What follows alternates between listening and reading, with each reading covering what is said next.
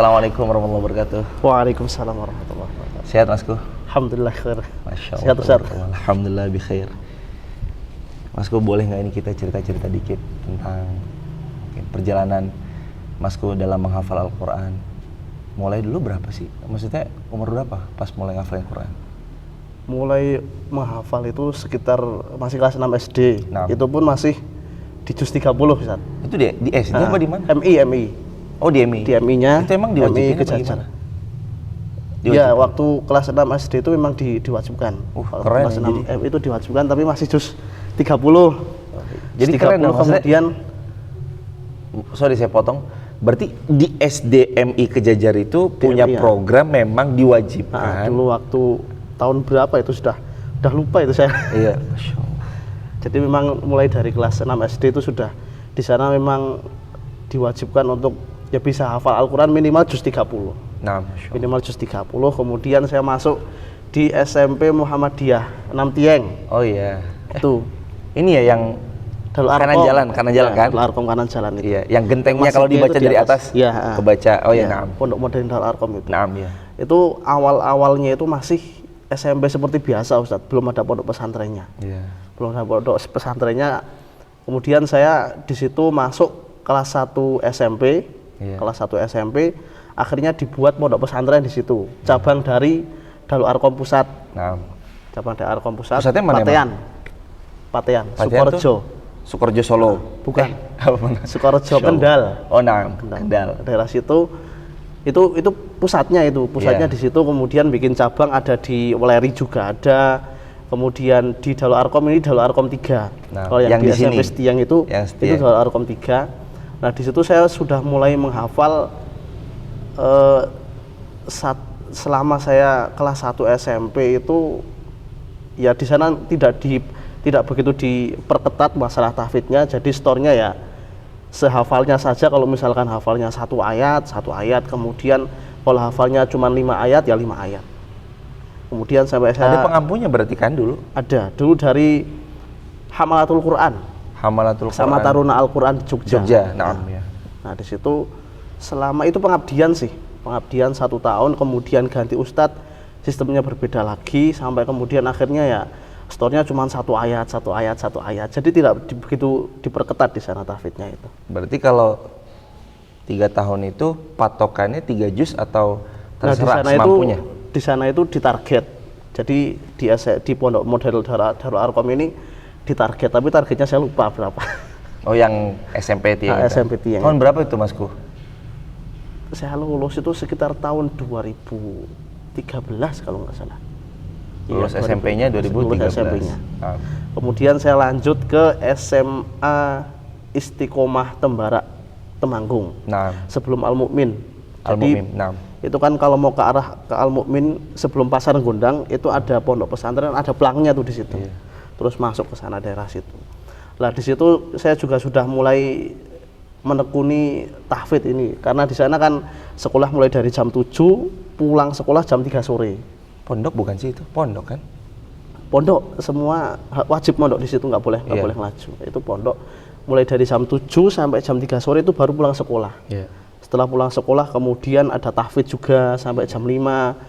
Habis maghrib juga ada tahfidz juga sampai isya. Setelah itu belajar sampai jam 10, kemudian tidur, bangun pagi, dan wajib untuk tahajud semua, Ustaz.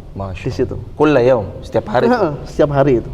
Setiap hari wajib untuk tahajud, wajib untuk puasa Senin Kamis. Kalau ada yang mau puasa Daud ya nggak masalah. Masya Allah. Dan di sana kalau misalkan tidak ada yang puasa Senin Kamis, ada hukumannya itu. Entah itu lari ataupun yang lain sebagainya gitu. Dan di situ di sana juga kalau misalkan mau lulus SMA itu harus menyelesaikan hafalannya. Masya Allah. Bukan hafalan 30 juz, tapi di sana ada target.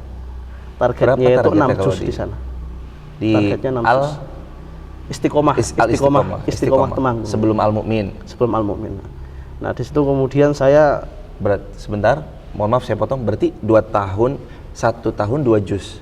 Kan 3 tahun. 3 tahun kan 6 juz. Ya berarti kan 1 tahun 2 juz, tapi ada yang lebih juga nggak masalah, lebih dari 6 juz. Tapi kalau kurang nggak boleh. Karena syaratnya tadi harus selesai 6 juz itu. Nah, ya. Selesai 6 juz, kemudian saya lulus alhamdulillah Tahun berarti tahun sekitar 2017-an lah. Nah, 2017 saya lulus, kemudian 1 tahun setelah lulus itu saya ngabdi di sana di Pondok Istiqomah itu, Temanggung. Selama 1 tahun. Nah, setelah selesai 1 tahun, saya kemudian melanjutkan belajar saya di Solo, Dewan Dakwah Islamiyah Indonesia, punya Ustadz Aris Munandar, dan di sana program tahfidznya juga nggak begitu ditekankan sih. Program tahfidznya itu tidak begitu ditekankan waktu saya kuliah di sana, tapi tidak bertahan sampai 2 tahun karena di sana beasiswa 2 tahun. oh iya, Tidak sampai bertahan 1 tahun, itu tidak sampai Ustadz. Masya Allah. Karena masalah ekonomi keluarga Masya gitu. Allah. Akhirnya saya mengundurkan diri. Akhirnya kemudian singkat cerita masuk ke Muhammadiyah MBS. Boarding School itu. Nah. Di sana saya juga sambil menekuni sendiri untuk tahsinnya, kemudian menambah hafalannya juga.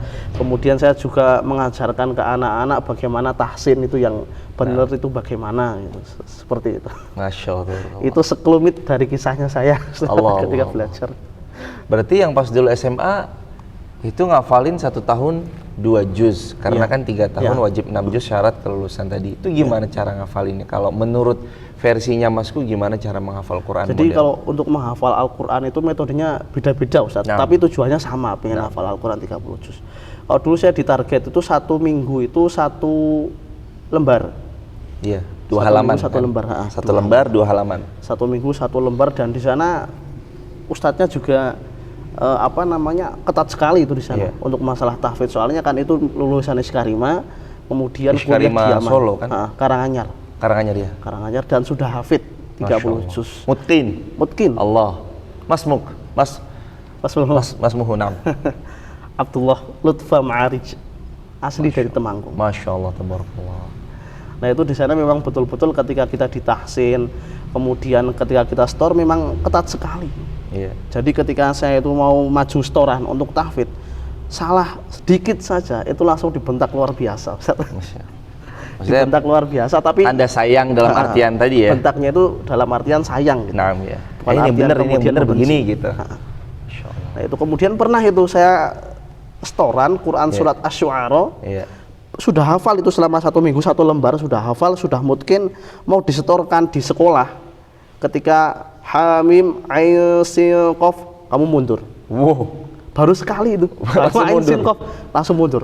Kemudian saya ulangi lagi ini. Saya ulangi lagi, maju lagi. Iya. Ain Sin Qaf, kamu mundur. 2 Ulangi kali. lagi. 2 kali. 3 kali, Ustaz. 3 kali. 3 kali saya ditolak gitu. Nah, Masya Allah. 3 kali ditolak, kemudian ketiga kalinya saya store lagi, masih tetap salah. Kemudian sama ustadznya ini, pengampu tahfidznya ini, coba kamu store ke temennya dulu, itu bisa itu, silahkan di-storekan dulu. Kemudian saya store ke temennya, hanya untuk satu ayat ini saja. Nah, yang Hamim. Ini Ain Sin Qaf-nya tuh recapinya gimana gitu. Oh, setelah teman saya kemudian membaca, oh ternyata gitu, disetorkan baru diterima itu. Gitunya gimana gitunya? Coba boleh di ini nggak? Yang gimana? Yang diterimanya, yang ditolaknya yang gimana, yang diterimanya gimana? Yang ditolak waktu saya Pas setorannya. baca itu Ain Sin Qaf, seperti itu. Jadi Nah. ikhfa-nya itu tidak masuk gitu. Ada Harusnya. idharnya. Harusnya Nah. itu kan ikhfa gitu kan. Ain Sin Qaf, ketika sin kemudian mau ke qaf itu, Nah. ketika ngucapin sin harus masuk langsung ke huruf qafnya. Jadi seperti itu yang diterima. Masya Itu yang diterima hanya untuk 1 ayat saja. Ustaz. Itu setorannya itu Masya Allah ditolak sampai 3 kali, tapi itu belum seberapa sih. Guru saya itu ketika store tahsin surat Al-Fatihah, Iya. 7 kali maju ditolak terus. Masya Allah. Enggak, tapi itu jadi perjuangan dan bakal diingat terus, Mas, dalam Iya. artian Jadi kenangan tersendiri gitu, kenangan Ustaz. tersendiri gitu. Ternyata akhirnya setelah salah 3 kali tahu yang benar itu gimana cara Iya. melafalkan Ain Sin Qaf itu harus kayak gimana. Akhirnya dari situ sih pengalaman yang, kalau pengalaman manis kan pasti kita tahu semua ya, Mas. Iya. Semua tanpa diceritain, kalau dapat yang manis-manis Iya, itu pasti betul, senang. betul, senang. Kalau pengalaman yang terburuk versi Mas Ilham nih Banyak dalam banget. menjalankan. Nah, Bisa lupa mana itu. karena emang kadang kita perlu ya belajar dari pengalaman terburuk Bukan berarti untuk apa-apa, tapi untuk belajar lebih tangguh dari yang sebelumnya. Untuk belajar jadi orang yang lebih kuat daripada sebelumnya. Termasuk dari pengalaman buruknya yang pernah dialami oleh berbagai macam pihak, kita belajar nih, oh ternyata begini, kita masih bisa senyum kok, masih ada yang lebih parah, masih ada yang lebih apa gitu. Boleh Mas sharing? Dari sekian banyak tuh, apa tuh yang banyak, yang mungkin makanya banyak itu malah jadi lupa. Ustaz. Waduh, Masya Allah, saking banyaknya ya. Saking banyaknya itu, seperti dosa itu. Allah, Masya Allah. Masya Allah, tabarakallah. Lebih-lebih sih, apalagi kami ya, Masya Allah, kita lah banyak banget dosa yang Masya Allah. Mas, mari saya cari apa pengalaman terburuk itu. Di pondok Banyak gitu sih. biasanya apa pengalaman-pengalaman yang berbagi? Kalau di pondok itu pengalaman terburuk dulu waktu SMP itu, ketika mau menghafalkan Al-Quran kok nggak masuk-masuk, itu terburuk bagi saya. Allah, Ustaz. Masya Allah. Nggak masuk-masuk apa? Karena saya itu kemudian banyak dosa, pastilah itu ya. Allah, Itu pasti banyak dosa itu. Atau mungkin karena saya juga punya banyak pikiran, atau mungkin saya sendiri yang kemudian malas untuk menghafalkan Nah. Al-Quran gitu. Mungkin itu yang pengalaman terburuk, sampai kemudian saya itu karena dulu itu masih jahiliyah, jadi belum paham bagaimana untuk memiliki adab sama Al-Quran. Saya sampai menghafalkan Al-Quran itu sampai kepala saya itu pakai Al-Quran diginiin, Ustaz. Astagfirullah. Nah, Biar Masya masuk Allah. gitu, Iya. karena itu masih SMP gitu. Iya, Masya Allah. Karena masih SMP, soalnya menghafalnya itu surat apa itu, Al-Baqarah atau apa itu, saya kok malah sulit untuk ngafalin gitu, bahkan sampai nangis saya itu. Nah, ya. Nangis ketika SMA pun sama, Ustaz. Ketika SMA Bisa nangis karena Al-Quran itu the best, istimewa itu. maksudnya nangis karena nggak hafal-hafal gitu loh saya. Iya, tapi kan sebabnya karena Al-Quran kan, itu. nggak hafal-hafal karena sedang proses menghafal. Iya. Insya Allah. Dan dulu juga waktu SMA juga seperti itu, Ustaz. Iya. Jadi ngafalin surat jin itu. Masya Allah. Menurut saya yang paling sulit untuk dihafalkan itu surat jin itu. Saya butuh menghafalkan surat jin hanya satu surat saja. Itu butuh waktu sampai 4 hari atau 5 hari itu. Masya Allah. Padahal kan surat jin cuman segini, yang sebelah sini sama halaman yang sebelah sini. Iya. Cuman saya ngafalinya tuh sampai nyari bagaimana saya supaya tenang ketika menghafal. Bahkan sampai saya tuh rela untuk menghafal Al-Quran di atas gedung, Ustaz. Gedung sekolah. Nah, di sekeliling gedung sekolah itu banyak pemandangan. Saya ngafalin di situ supaya saya tuh fresh ketika menghafal. Jadi saya bisa melihat ketika lagi stres, bisa melihat pemandangan di situ, sekitar situ. Kemudian saya mencoba sampai kemudian rela untuk mengorbankan waktu bermain saya dulu waktu SMA itu. Karena saya juga SMA, ya wajar lah kalau anak-anak muda itu pasti kan sukanya main gitu. Nah itu sampai kemudian saya menghafal di atas gedung, nyari tempat yang paling sunyi. Kemudian saya juga selalu istighfar, ya Allah. Sampai saya tuh saking stresnya tiduran di atas gedung, lihat langit ada tulisan Allah itu. Masya Allah. Wah, ini ada tulisan Allah. Jangan-jangan Allah mau memberi kemudahan ke saya. Gitu. Amin. Nah akhirnya ketika saya mau setoran itu, kan itu mau menjelang kelulusan, pengumuman kelulusan, dan syarat kelulusan itu harus selesai gitu, harus selesai hafalannya sesuai target. Nah kemudian pas saya mau setoran, ustadz saya itu kemudian malah piknik. Iya.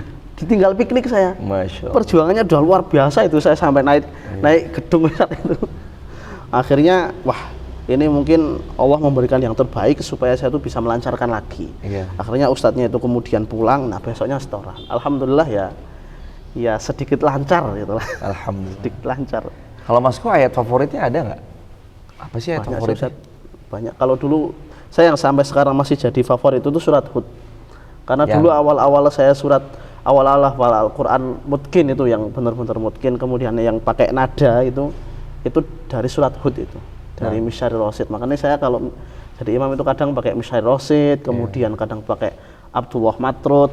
Masya Allah. Kemudian Yang banyak. ayat tentang apa yang di Quran surah Hud yang paling difavoritkan? Ya dari awal itu sampai ayat ke-25. Bicara tentang apa sih ayat itu? Konsennya?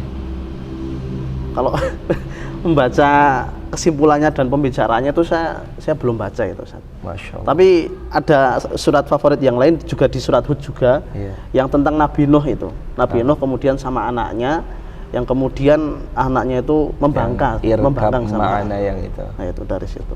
Soalnya dulu ketika saya SMP itu paling seneng melihat orang membaca Al-Quran itu menangis, Masya Allah. terutama imam-imam. Makanya kalau ada imam yang kemudian dulu saya suka Abdurrahman As-Sudais itu, Nah. baca Al-Quran sambil menangis karena mungkin tahu maknanya. Dan saya pernah ikut menangis juga. Saya sampai geleng-geleng kepala. Loh kok bisa sampai menangis seperti ini? Saya kapan bisa seperti ini? Itu saya kapan? Menangis karena Al-Quran itu saya kapan? Makanya saya takut banget kalau misalkan apa namanya baca Al-Quran kok nggak bisa nangis, itu saya takut banget. Ya Allah. Makanya perlu dipaksa saya itu. Jadi itu Ustaz. Masya Allah. Kadang emang dari kita memfavoritkan ayat-ayat Al-Quran itu jadi booster sendiri sih. Daripada mungkin ada surah tadi, kalau ke surah kan Hud, surah Hud. Kalau ayat secara spesifik, satu ayat apa yang benar-benar buat, wah ini ayat kayaknya saya banget nih. Booster iman, booster kehidupan banget. Satu ayat. Ayatul Imtihan Ustaz. Ali Imran. Di ayat Ali Imran yang 30 berapa itu saya lupa. Ya itu ayat imtihan itu. Jadi ya itulah. Ya, tentang apa? Coba boleh dibaca nggak? Gak apa-apa, boleh. Saya lupa malah ayatnya. Tapi ada di Quran surat Ali Imran itu ayat imtihan itu tentang ujian. Ujian manusia. Kemudian juga kalau yang membuat saya itu sedih dan jangan sampai saya itu dikategorikan sebagai orang yang semacam itu, ada di Quran surat Al-Haqqah. Wala ta'amun illa min ghislin itu. Dan tidak dikasih makan kecuali dari darah ataupun nanah. Nah itu yang kemudian saya itu pernah itu, bukannya saya apa-apa, cuman ketika saya di pondok itu membaca surat Al-Haqqah, tiba-tiba saya itu kemudian meneteskan air mata dan saya nggak sadar itu. Ketika meneteskan air mata itu, ketika saya jadi imam, di dalam pandangan saya, di depan mata saya itu seperti ada orang yang sedang disiksa, kemudian dikasih air darah dan nanah, kemudian disuruh makan pohon zakum. Ketika saya membaca surat Al-Haqqah, makanya sampai kemudian saya meneteskan air mata di ayat yang pertama, ayat yang kedua masih rakaat yang pertama, rakaat yang kedua masih ke bawah Ustaz, sampai selesai. Dan saya nggak bisa menahan nangis itu, nggak bisa itu saya. Akhirnya itu yang menjadikan hidup saya itu bisa bisa berubah sedikit-sedikit lah. Yang dulunya itu kemudian wah luar biasa, saya itu luar biasa pokoknya. Itu mirip-mirip sama surah favorit saya juga, Al-Haqqah. Kalau saya favorit surah La uqsimu biyaumil qiyamah, Al-Qiyamah. Wah itu juga kan mirip-mirip kan itu. Bicara tentang hari kiamat dan hal-hal yang melingkupinya apa aja, siksaannya, apa segala macam. Emang Al-Quran tuh dahsyat banget emang. Benar-benar penyejuk kehidupan banget. Betul. Kata Utsman bin Affan juga pernah mengatakan kan, bukan Utsman bin Affan sih, ada salah satu pernah itu saya dengar kata-kata luar biasa, Al-Quran tidak mampu kamu rubah, tapi Al-Quran bisa merubah hidup kamu. Luar biasa ini. Memang betul, saya pernah itu mencoba itu. Coba-coba ketika Ramadan, yang tadi sebelum Ramadan itu saya bacanya itu cuma sekedarnya saja. Ketika puasa Ramadan saya menargetkan satu hari tolong minimal bisa sampai 5 juz lah. Nah ketika saya membaca sampai 5 juz selama satu hari, itu seperti ada rasa yang berbeda dalam diri saya gitu. Insya Allah. Yang tadinya itu kemudian kayak seperti apa gitu, kemudian menjadi lembut gitu. Tapi dan benar loh Mas, ini by the way, izin saya potong sebentar. Tapi kalau misalkan kita satu hari aja ya, kita isi hari kita kok ada bacaan Al-Quran, ya entah 5 lembar atau bahkan sampai 1 juz atau bahkan lebih, kerasa loh, kami pun juga ngerasain bahwa hari itu tuh berkahnya beda. Iya betul. Kayak suasananya panjang banget loh Syekh. Kayak panjang gitu, suka-suka. Kok ini waktu kayaknya berjalannya lambat banget, kayak panjang banget. Padahal sama yang Allah berikan 24 jam dalam satu hari. Tapi saat once mungkin kita jauh daripada Al-Quran, baca dikit banget tuh, waktu tuh kayak cepet banget gitu. Sempat ngerasain kayak gitu juga gak sih? Iya sempet. Ramadan kemarin saya pernah itu seperti itu. Jadi loh kok ini kayak cepet gitu, kemudian hari besoknya sudah ada gitu. Nah itu, saya pernah itu merasakan seperti itu. Pas dengan Al-Quran itu rasanya kayak jauh lebih panjang, bisa ngelakuin ini. Padahal baca Al-Quran kita katakanlah 1 juz atau lebih dari 1 juz gitu. Tapi kita berkahnya itu dari waktu itu kayak kerasa panjang dan kita bisa ngelakuin banyak ibadah banyak gitu kegiatan, ya. banyak ibadah. Betul. Barokah Al-Quran sih emang, barokah Al-Quran. Dan itu juga bisa merubah diri saya Ustaz itu. Jadi orang-orang banyak sih.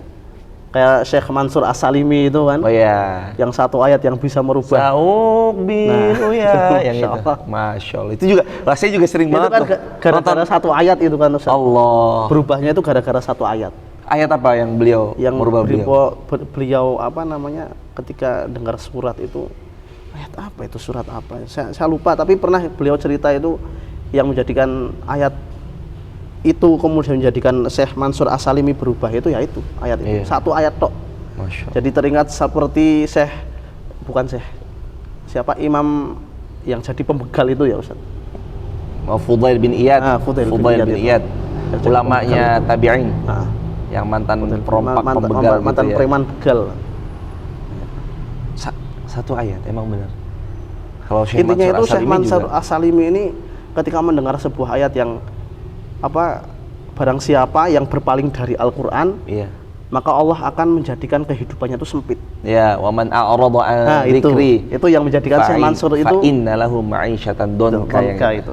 Nah, itu yang menjadikan Syekh Mansur itu berubah itu drastis. Saya juga ingat satu ayat dari beliau juga, Syekh Mansur As-Salimi, bahwa ayatnya itu yang Qul ya ibadiyalladzina asrafu ala anfusihim. Itu kan nadanya beliau banget itu. Ya khas itu ya. Qul ya wah itu benar-benar, wahai hamba-hambaku yang melampaui batas terhadap diri mereka sendiri. La taqnatu min rahmatillah. Jangan kalian berputus asa dari rahmat Allah. Wah, itu juga booster banget buat saya itu, bahwa ya kita semua pernahlah melampaui batas ya. Kita semua manusia, kita semua pernah punya salah. Bukan pernah punya salah lagi, bahkan sampai detik ini aja Masih punya salah. masih banyak salah dan dosanya, khilafnya. Yang subuhnya kesiangan lah, yang nggak bisa bangun subuh lah, yang nggak bisa menunaikan beberapa sunnah-sunnah yang Nabi anjurkan padahal tawarannya gede, kayak subuh syuruk yang pahalanya haji umrah sempurna, kita lewatkan dengan tanpa penyesalan. Iya kan sunnah, ya tapi sunnah sih sunnah, tapi kan ditinggalin. Iya betul. Rugi kita. Rugi banget. Satu ayat ya, ternyata benar yang tadi disampaikan, ada seorang bijak mengatakan yang tentang Al-Quran itu tidak bisa kamu rubah karena ia udah paten, tapi Al-Quran bisa merubah hidupmu. Saya juga suka itu dengerin Syekh Mansur As-Salimi itu.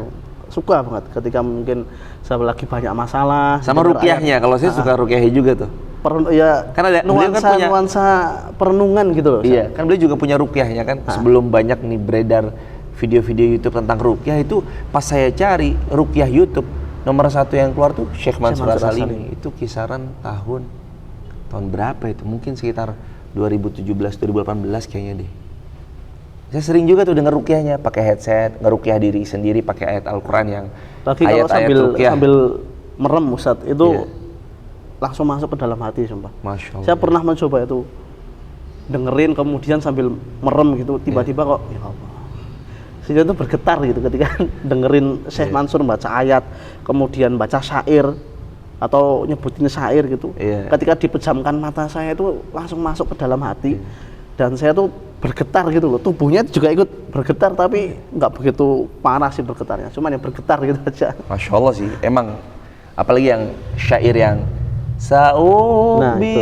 wah itu juga saya sama lah, saya sering beliau juga, saya copy paste, belajar sama beliau, menimba ilmu juga dari beliau. Beberapa tayangan-tayangan di YouTube ya kan ada yang udah diterjemahin, ada yang belum tuh. Yang diterjemahin kan bisa kita akses, sama teman-teman juga bisa akses. Ketik aja teman-teman di YouTube Syekh Mansur As-Salimi. Kalau yang ruqyah saya sering banget dengerin ruqyahnya beliau, termasuk itu enak banget. Tapi butuh pengawasan juga, mungkin takutnya pas lagi dengerin pakai headset gitu wah gimana itu. Nah, ya cuma insya Allah lah teman-teman semua orang-orang salih, orang-orang salihah semua atas pertolongan Allah nanti Allah tolong lah. Tapi itu enak banget, ngeruqyah diri sendiri itu menenteramkan jiwa, melembutkan hati, yang mengeluarkan tadi mas syaitan-syaitan ada dalam diri kan. Karena kan bagaimanapun ya jeri majrud dam, syaitan itu kan ngalir di aliran darah kita nih. Betul. Yaitu kita buangnya ya salah satunya dengan cara yang tadi dengerin ruqyah mandiri. Ruqyah mandiri tadi. Masya Allah, tabarakallah. Terakhir Mas, pesan-pesan buat teman-teman yang lagi proses menghafal Al-Quran atau sudah punya hafalan Al-Quran terus kemudian kadang sering hilang, rusak hafalannya. Oke. Jadi untuk teman-teman yang sedang proses untuk menghafalkan Al-Quran atau mau untuk menghafalkan Al-Quran, carilah guru yang kemudian yang pertama kali untuk mengajarkan adab. Karena adab itu paling penting. Kalau kita menghafal Al-Quran kemudian tidak ada adabnya, bahkan belum ada adabnya sama sekali, bisa dikhawatirkan kita menjadi orang-orang yang kemudian disebutkan oleh Rasul menjadi orang yang khawarij atau keluar dari agama. Allah. Ya Haris, teman-teman. Semangat yuk. Waalaikumsalam warahmatullahi wabarakatuh. Sehat Masku. Ahlan. Haris, teman-teman dirahmati Allah. Cukup sekian dulu podcast kita ngobrol sama Mas Ilham Ali dari Kejajar. Mudah-mudahan kita bisa menghafal Al-Quranul Karim.